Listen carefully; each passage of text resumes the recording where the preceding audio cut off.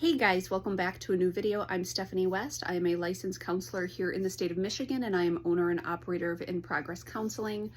I was driving my car the other day, and I was acutely aware not only of how in sync I was with my car, but how possibly horrified a passenger would be as I go through kind of the ebbs and flows of traffic, the starts and the stops, as I take the turns, as I maybe experiment a little bit with, miles per hour and those types of things.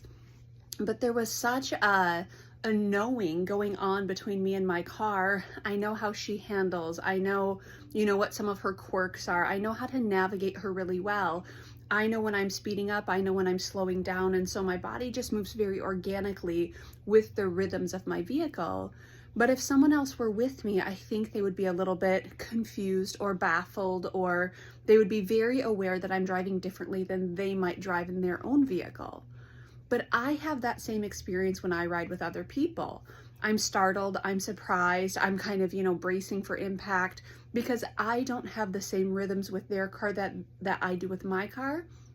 And they have their own unique rhythms with their vehicle where they know what to anticipate. They know their starts, they know their stops, they know how to take a turn, they know how to modulate the speed.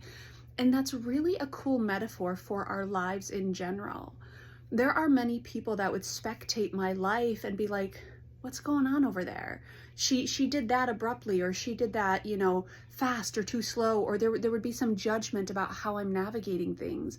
The same way I might look at someone else's life and be like, well, that's interesting. Why did they go about it that way? Why did they start or stop or take the turn that way or with that speed, or what's going on inside of them? But that's a little bit of kind of the individuality of our processes. That's the individuality of our lives, where someone might sit in the passenger seat of my life and be a little confused or a little baffled. And they might, wonder, why is she going about it that way? Why at that speed? Why at that following distance? Why stop there? Why take that route? But I know what I'm doing, and I'm very in tune and in sync with my life story, or with my vehicle in this metaphor. And so one of the pieces in our own kind of life pathway is getting used to the fact that it just might look different to others. It might look weird to others. It might be a different journey. It might be a different pace. It might be a different route.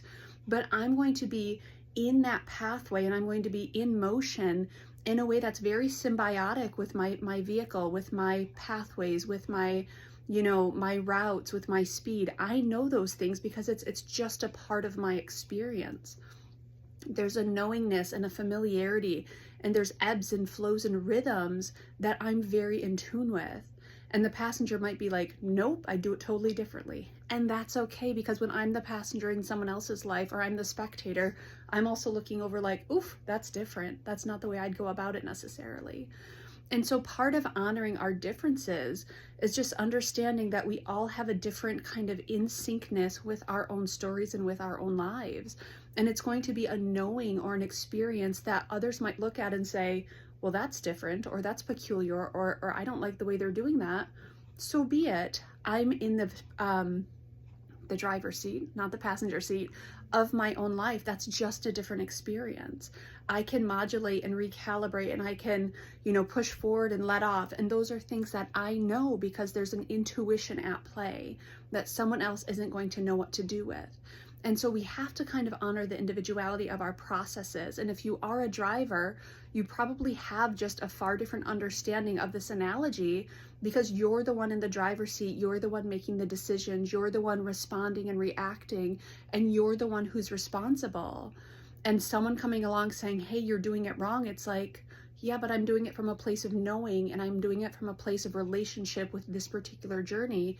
And it might look different, and it might feel different, and it might look wrong, or it might look like I don't know what I'm doing, but I'm the one in the driver's seat. And so that's just going to look and appear different to other people, and that'll have to be okay. The same way I get into someone else's passenger seat and I'm like, this doesn't feel right, this doesn't feel the same, this doesn't feel comfortable, this doesn't feel familiar. But for them, it actually is. For them, they're on the right path, doing the thing that makes sense to them. They're in their own experience.